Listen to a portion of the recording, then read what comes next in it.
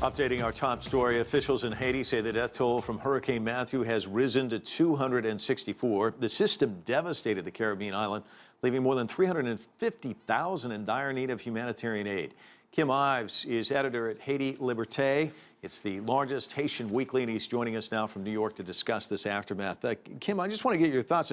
Initially, we were hearing reports about 23 dead, then it jumped to 108, now 264. Do we really have any idea of what's happening on the ground there? What's your sense? What are you hearing?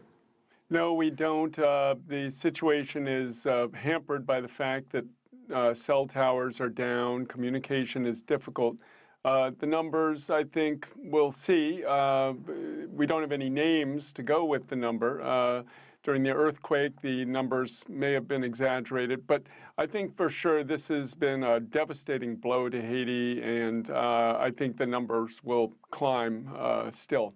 And talking about a country that's taken its fair share of punches, I mean, it was hit with so much, the earthquake, the cholera outbreak, tumultuous political climate. This is just not what this country needs. Right, and one hopes that things will be handled different than the earthquake. What happened is the international community, I should say Washington in particular, seems unable to trust the Haitian government to care for its people, and so they work through NGOs. You get a piecemeal response, and the result is a lot of waste, a lot of confusion, things not carried out well. Hopefully this time they'll have learned some lessons and trust the Haitian people to pull themselves out of this trouble on their own. Okay, you talked about learning lessons. What's your greatest fear moving forward? What are some things you're afraid might be repeated this time around? Well, two things primarily. First, Haiti is still militarily occupied by the United Nations, and I fear that this may be used as a pretext to reinforce that occupation, which has been in place for 12 years, since the 2004 coup against President Jean-Bertrand Aristide. So we hope that's not reinforced or used as a sort of Trojan horse. And the second is, again, that the aid is not used by predators to come in and make money off of other people's distress. Yeah, I want to talk a little bit about that, because one news agency back in 2015 went in search of where the money was spent after the earthquake disaster. The American Red Cross, of course, vowing to help Haitians rebuild. They couldn't find any signs of new roads, schools, or hundreds of new homes. So are you fearful we're going to get a repeat of that?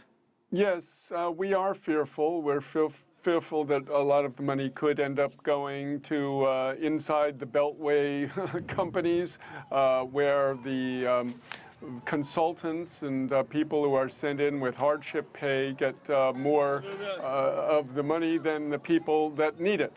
So unfortunately, this has been the reality of so-called aid, is above all disaster aid to Haiti, and we hope it doesn't happen again. And Kim, briefly, if you can, I know that you write a lot about Haiti, but you write for a community there in New York, also in Miami. Talk to us about the Haitian community here in the United States and how they're responding to this news.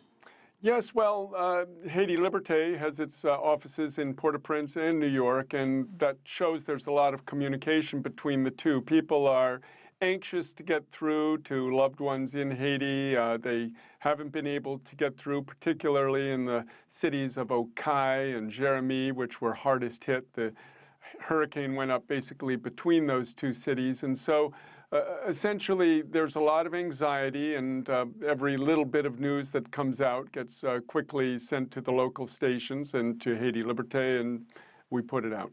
All right, Kim Ives joining us from New York. Thanks so much.